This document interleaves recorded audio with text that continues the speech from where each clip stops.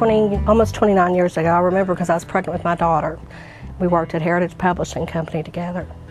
When I first met Opal, she just had a way of, like a magnet, people just flocked to Opal. They were just drawn to her. She had one son named Danny, and he lived in Texas, and he had a gun accident. Opal went through a really depressed time during that, of course. He wouldn't, it was her only child. She went through a time where she went about 4 or 5 days without even able to speak. They said that she was in some type of shock or something, but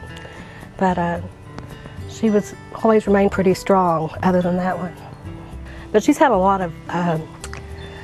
of hardships between husbands that were very sick and disabled that she took care of. And then herself in '95 began battling with cancer herself. 5 years ago, I had gone through some of my own bad choices and decisions. I was out of God's will. And through that, went into such a deep, deep, dark depression. I got to where I'd venture out just to her store. I just had my safe places I felt like I could go. And so I went to Hilda's store, and lo and behold, this little woman comes up that's gray-headed by now. She was real black-headed when we worked together, but it was Opal. And I knew I recognized her, and so I asked her name, and so then she remembered me as well, and we just really hit it off. And Hilda told me, she said, Denise, after Opal left, she said, Denise, you're never going to get out of this depression on your own. She said, God's going to have to help you, but the way He's going to help you is that you need to minister to someone else. So anyway, Opal and I just started, I would get up and take her to the doctor. Sometimes I'd still stay in bed until time for her doctor appointment. But then through the years, she became my family. I mean, Opal loved to have fun. Mitch teased her about, how long it took her to eat. And she said, Mitch, you're going to get old one of these days, and then you'll remember. And he said, Opal, I'm going to get old right here waiting on you to finish. So, anyway, but she loved to have fun, and she loved for you to pick at her too.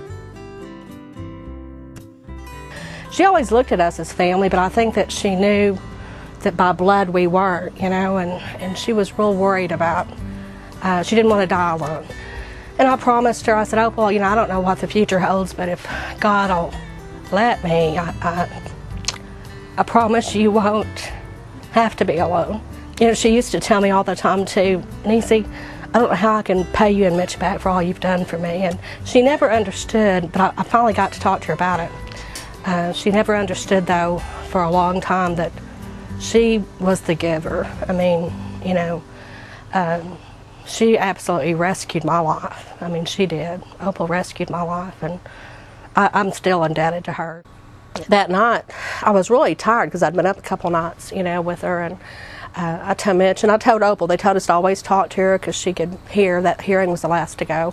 And I just told her, I said, Opal, I'm going to go on back here in your bedroom and rest for a little while, but Mitch is here. He's right on your other side holding your hand, and I'll get up after a while and visit with you some more. So then I told Mitch, I said, let me know if I need to get up. And this was like at 10:30 at night. Well, by 11 o'clock, Mitch, I felt like I just closed my eyes. And Mitch came in and he said, Denise, if you want to see this thing to the end, I think it's time.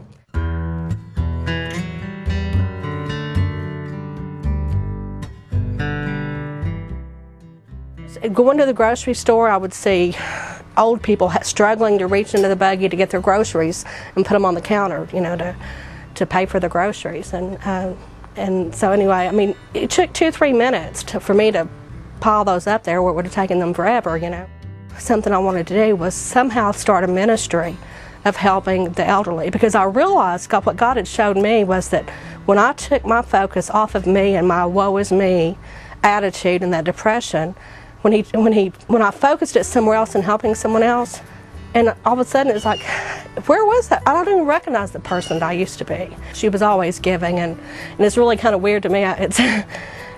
She's giving right now. She gave her whole life. I showed you a room where she had gifts galore to give people, and she's giving right now.